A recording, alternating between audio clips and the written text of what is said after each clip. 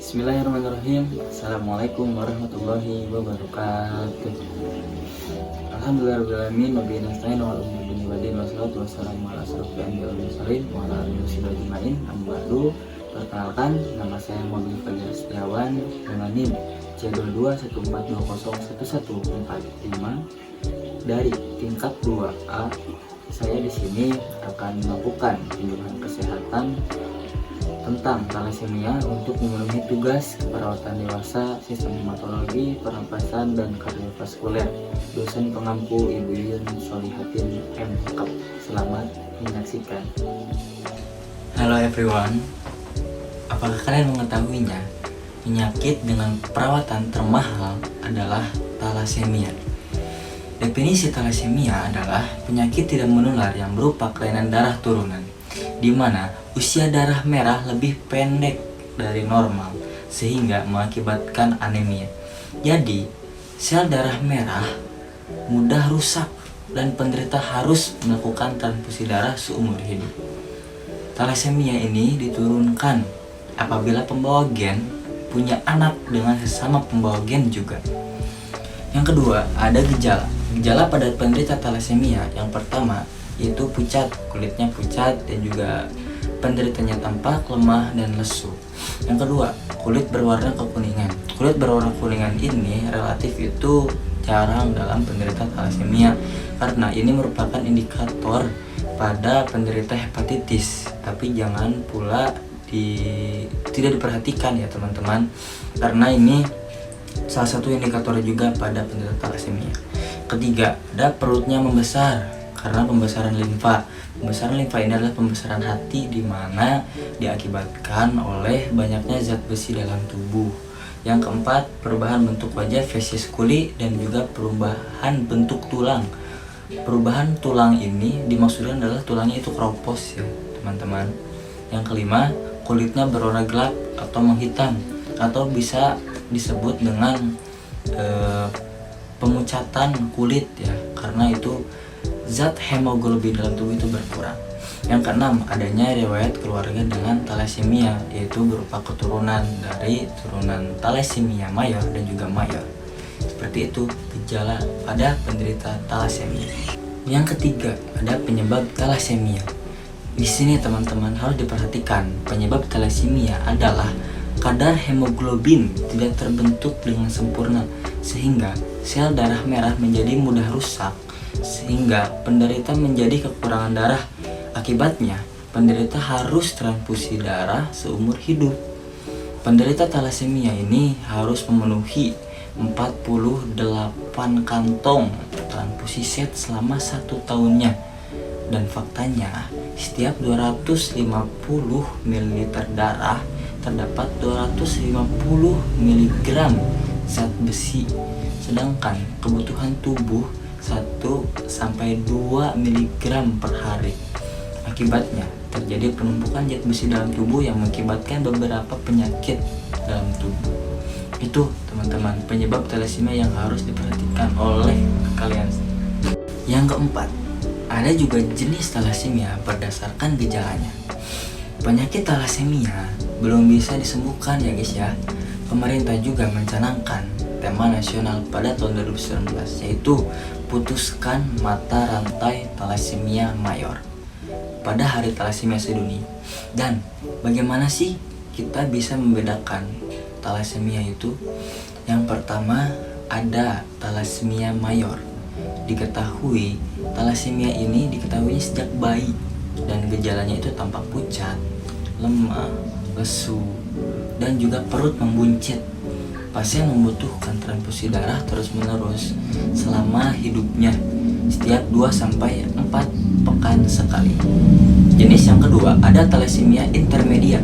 Biasanya baru terdiagnosis pada anak lebih besar dan biasanya tidak membutuhkan transfusi darah. Jenis berdasarkan gejala yang ketiga ada thalassemia minor, bisa disebut pembawa sifat atau juga bisa disebut trait.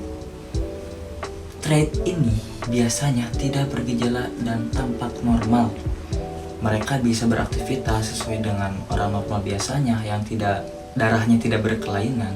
Namun, pada pemeriksaan darah dapat ditemukan kadar hemoglobin yang sedikit di bawah normal. Jadi, mengetahuinya itu harus dengan cek darah, screening darah dalam fasilitas kesehatan ya teman-teman. Ada penurunan talasemia. Di sini jelaskan bagaimana si pasangan menurunkan talasemianya terhadap keturunannya. Yang pertama, ada pasangan yang sesama mayor, itu pasti menghasilkan keturunannya itu 100% mayor. Yang kedua, ada satu pasang mayor, satu pasang minor menikah dan menghasilkan keturunannya itu pasti 50% mayor. Yang ketiga, ada pasangan yang sesama minor, itu pasti menghasilkan keturunannya itu 25% itu mayor. Yang keempat, ada satu pasang minor dan satu pasang normal, menghasilkan keturunannya itu tidak akan ada anak talasemia mayor, yang artinya 50% anaknya itu minor dan 50% itu anaknya normal. Yang terakhir, itu ada satu pasang mayor dan satu pasang normal dinikahkan dan menghasilkan keturunannya itu tidak akan ada anak mayor, yang artinya 100% pasti talasemia minor. Yang keenam, ada penanganan pada talasemia. Penanganan pada penderita talasemia itu ada 3 jenis. Yang pertama ada transfusi darah, yang kedua ada terapi zat besi, yang ketiga ada dukungan psikososial. Selanjutnya, adapun pencegahan pada talasemia. Ada beberapa pencegahan pada talasemia. Yang pertama, harus kalian ketahui riwayat penyakit keluarganya. Yang kedua, lakukan screening sebelum kalian married atau menikah. Yang ketiga, menghindari pernikahan dengan sesama penderita atau pembawa talasemia. Yang keempat, konsultasikan kehamilan pada pasangan pembawa sifat. Yang lima, screening darah atau pemeriksaan darah dalam fasilitas kesehatan. Dan yang terakhir yang paling penting, cek kesehatan sejak dini, atau apabila pada saat balita kalian cek pada posyandu ya, harus kalian ketahui ini cek kesehatan itu penting. Yang kedelapan, ada makanan untuk yang cocok ya untuk menderita talasemia. Itu ada yang pertama, itu makanannya harus tinggi kalori dan diutamakan karbohidrat, karena karbohidrat ini salah satu untuk energi dalam tubuh kita. Pas sekali untuk penderita talasemia yang lemah, letih, lesu ya, 3L itu dibutuhkan karbohidrat sebagai energi. Yang kedua, tinggi lemak. Tinggi lemak di sini maksudnya harus kalian mengkonsumsi 15% lemak baik untuk tubuh kalian, karena lemak di sini sebagai cadangan energi. Apabila energi dalam karbohidrat tidak terpenuhi, maka diambillah lemak dalam tubuh kalian untuk energi menjalankan aktivitas. Yang ketiga, ada tinggi protein. Harus mengkonsumsi makanan tinggi protein talasemia, karena protein ini sebagai pembentuk sel-sel dalam tubuh.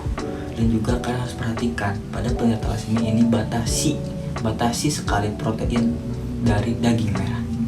Yang keempat, tinggi vitamin D. Tinggi vitamin D ini bisa mempercepat asimilasi kalsium dalam tubuh, karena vitamin D ini mempercepat atau memperbaiki tadi perubahan tulang yang keropos, tulang yang berubah, tulang yang tidak kuat lagi, itu bisa diperbaiki oleh si makanan yang tinggi dengan vitamin D ini. Yang kelima, ada makanan yang mengandung asam folat. Pada talasemia, pada penderita talasemia ini dibutuhkan makanan yang tinggi asam folatnya, seperti kacang-kacangan, kuning telur, dan lain sebagainya. Itu bisa. Guys, perlu diperhatikan, di Indonesia ini pembawa talasemia masih sedikit yang terdeteksi dan sisanya masih belum terdeteksi. Seperti layaknya filosofi gunung es yang tenggelam di lautan es, masih sedikit yang muncul, dan juga banyak yang belum terdeteksi atau berada di dasar laut. Jadi cek kesehatan sejak dini dan manfaatkanlah fasilitas kesehatan, serta jangan takut untuk diperiksa, karena kesehatan itu penting. Life is important. important, and see you in next video. Terima kasih atas perhatiannya. Semoga saya harap penderita thalassemia ini dapat terdeteksi dan bisa penurunan jumlah penderita thalassemia di Indonesia bisa berkurang. Dan saya harap dan saya berpesan juga, jangan sekali-kali takut untuk diperiksa dan jangan sekali-kali malas untuk datang ke fasilitas kesehatan, karena ingat, kesehatan itu penting, dan pentingnya itu bagaimana cara kita untuk mendeteksi sejak awal, karena kita akan hidup lebih lama jika kesehatan kita sehat, baik dan benar. Terima kasih sekali lagi atas perhatiannya. Semangat untuk menuju Indonesia Emas 2045. Nun wal qalam wa nasrun al-haqqu min rabbik yang benar dari Allah, yang salah dari diri saya pribadi. Semoga menjadi bahan edukasi. Wassalamualaikum warahmatullahi wabarakatuh.